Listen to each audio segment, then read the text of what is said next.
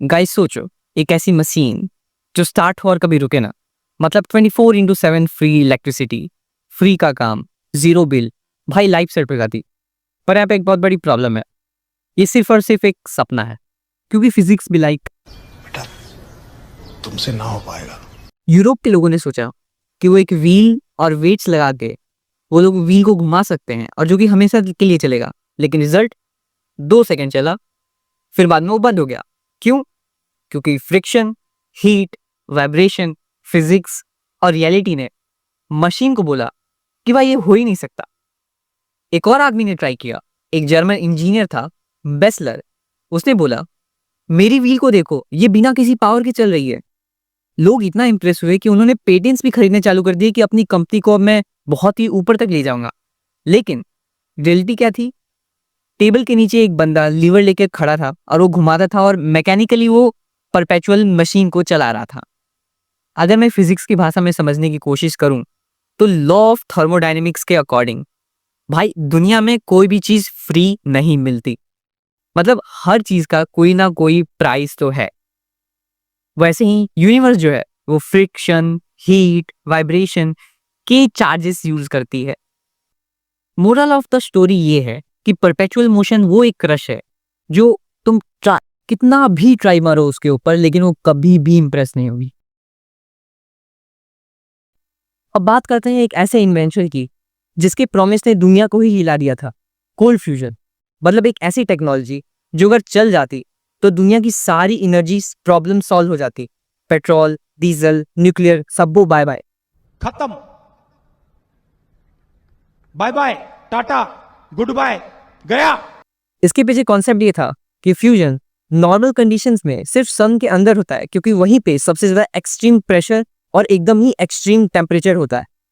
Cold fusion का claim ये था कि वो ये रिएक्शन नॉर्मल रूम टेम्परेचर पे करा सकते हैं वो लोग। मतलब एक ऐसी छोटी सी मशीन जो अनलिमिटेड क्लीन और चीप एनर्जी दे सकती हो। 1989 में दो scientist Martin and Stanley Pons ने अनाउंस किया हमने कोल्ड फ्यूजन कर दिया है। न्यूज़ स्प्रेड हुई और लोगों को लगा कि अब दुनिया चेंज हो चुकी है, अब दुनिया के अंदर एक नई एनर्जी टेक्नोलॉजी आ चुकी है। लेकिन जब यही एक्सपेरिमेंट दूसरे साइंटिस्ट ने परफॉर्म किया तब उन्हें सेम रिजल्ट्स नहीं मिले। इनफैक्ट सेम रिजल्ट्स क्या, उन्हें तो कुछ भी रिजल्ट नहीं मिला। मतलब एकदम से हाइप क्रिएट हुई एंड देन डिसअपॉइंटमेंट का रोलर कोस्टर। पर फिर भी ये अभी तक इम्पॉसिबल क्यों है? क्योंकि साइंटिस्ट के हिसाब से फ्यूजन को इनिशिएट करने के लिए अनइमेजिनेबल टेम्परेचर चाहिए होता है। रूम टेम्परेचर पे वो प्रैक्टिकली पॉसिबल ही नहीं है। जितने भी आज तक क्लेम आए हैं या तो सब वो गलत थे या तो वो इनकंक्लूसिव निकले। But still it also very much matters, because cold fusion के आइडिया ने साइंटिस्ट को एकदम से एक्साइट कर दिया। गवर्नमेंट ने भी मिलियंस इन्वेस्ट किए हैं रिसर्च में। इवन टुडे लोग लो एनर्जी न्यूक्लियर रिएक्शन के नाम पे रिसर्च करते हैं, लेकिन एक भी सक्सेसफुल कमर्शियल रिएक्टर एग्जिस्ट नहीं।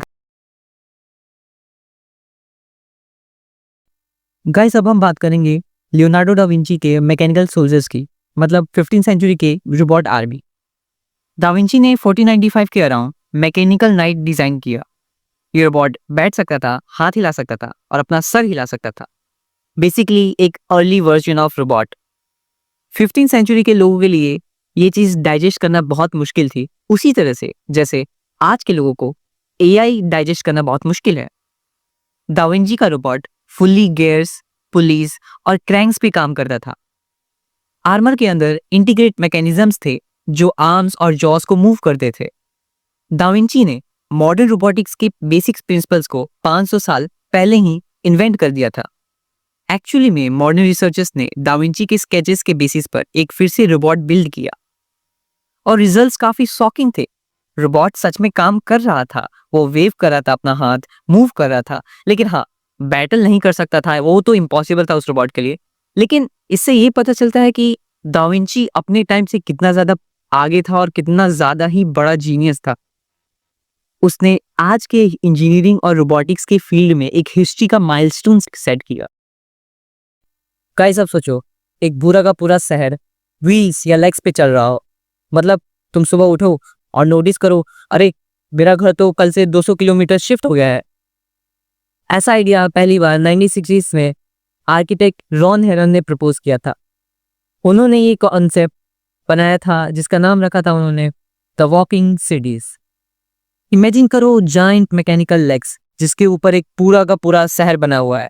ये सिटीज जहां चाहे वहां जा सकती हैं, रिसोर्सेज कलेक्ट कर सकती हैं और अपनी पोजीशन चेंज कर सकती हैं। सुनने में भले ही कितना भी फैसिनेटिंग और अच्छा लगे, लेकिन ये एक इंजीनियरिंग नाइटमेयर है। एक पूरे सिटी को चलाने के लिए जितनी एनर्जी चाहिए वो अभी के पूरे वर्ल्ड में जितने भी न्यूक्लियर पावर प्लांट्स हैं उन सबको मिला लिया भी जाए, फिर भी वो उतनी सफिशिएंट एनर्जी नहीं प्रोवाइड कर पाएंगे। Plus uneven terrains, balancing issues, maintenance एकदम पॉसिबल बना देते हैं इस प्रोजेक्ट को। बट स्टिल रॉन हेरन की इस ड्राइंग को लोगों ने काफी पसंद किया और इसकी वजह से मॉडल इंजन्स के नाम पे एक मूवी रिलीज हुई जिसमें लंदन एक जाइंट मूवी प्रेडेटर सिटी बन जाता है जो छोटी छोटी टाउन्स को लिटरली खा जाता है। वॉकिंग सिटीज रियल लाइफ में कभी बनी तो नहीं, बट आइडिया में मॉड्यूलर हाउसिंग, मोबाइल आर्किटेक्चर और फ्लोटिंग सिटीज के कॉन्सेप्ट्स को इंस्पायर किया। मतलब इम्पॉसिबल ड्रीम ने इनडायरेक्टली फ्यूचर के लिए नए सॉल्यूशंस दिए। वॉकिंग सिटीज और मूविंग सिटीज एक ऐसा इन्वेंशन है जो कभी रियलिटी में नहीं बना, लेकिन इमेजिनेशन और आर्किटेक्चर के हिस्ट्री में एकदम आइकॉनिक बन गया। गाइस सोचो, अगर हम डायरेक्टली अर्थ से स्पेस तक एक लिफ्ट ले जा सकते हैं, मतलब ट्रैफिक का कोई टेंशन नहीं, रॉकेट फ्यूल का कोई टेंशन नहीं और स्पेस ट्रैवल एकदम कन्वीनियंट है। ऐसा ही सोचा 1895 में एक रशियन साइंटिस्ट ने। उसने एक आइडिया दिया कि एक रोप लो और उसको काउंटर वेट की मदद से अर्थ के जियो स्टेशनरी ऑर्बिट तक एक्सटेंड कर दो। पूरा फ्यूचरिस्टिक आइडिया था, लेकिन ये आइडिया इतना स्ट्रांग था कि आज तक साइंटिस्ट और रिसर्चर्स इसके ऊपर रिसर्च कर रहे हैं।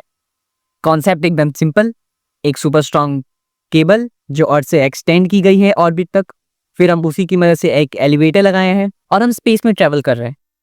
पर यहाँ पे सबसे बड़ा प्रॉब्लम यहाँ पे केबल बनाने का है। स्टील या टाइटेनियम इतने ज़्यादा स्ट्रांग नहीं है।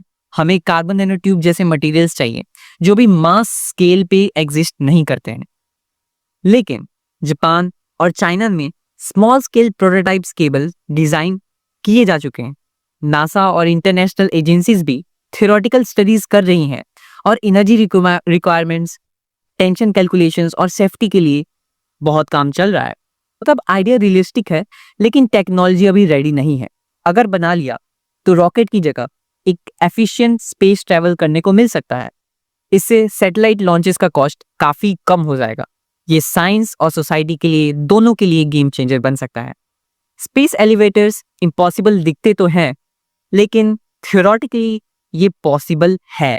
यानी कि फ्यूचर में हमें ऐसी चीज़ें दिख सकती हैं, बस हमें मटेरियल इंजीनियरिंग पे थोड़ा बहुत ध्यान देना पड़ेगा।